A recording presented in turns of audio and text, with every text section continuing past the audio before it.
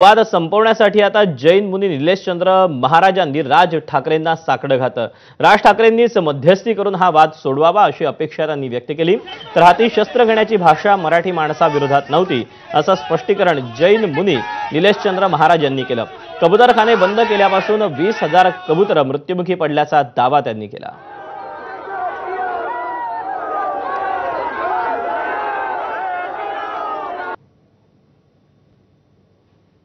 मराठी आंदोलन खतम करण्यासाठी मी महाराष्ट्रामध्ये मान्य बाळासाहेब ठाकरेजी जे विचार आहेत ते राज ठाकरेंमध्ये आहेत। मी मान्य राजसाहेबांनी विनंती करतो, प्रार्थना करतो, मी त्यांच्यासाठी भेटायची माझी इच्छा आहे। मी हा विवाद फक्त मान्य राजसाहेब हा खतम करू शकते। अरे भावा, शस्त्र कशामुळे काढू आम्ही हिंदू आहेत ना, कोणा मराठी माणसासाठी नव्हते काढले। ते आरी कापली होती, ती आरी कशासाठी काढली होती? कारण की जे बंबू बांधलेले होते, बाशे बांधले होते, एकदम एवढे मजबूत होते, ते हाताना सुटत नव्हते।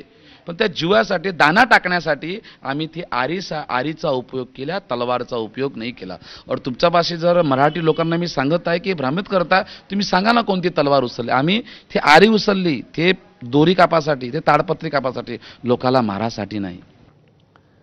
कबूतरखान्यावर जैन समाजाने केलेल्या 6 ऑगस्टच्या आंदोलनाविरोधात मराठी एकीकरण समिती आज रस्त्यावर उतरली। मराठी एकीकरण समितीनं कार्यकर्ते कबूतरखान्यावर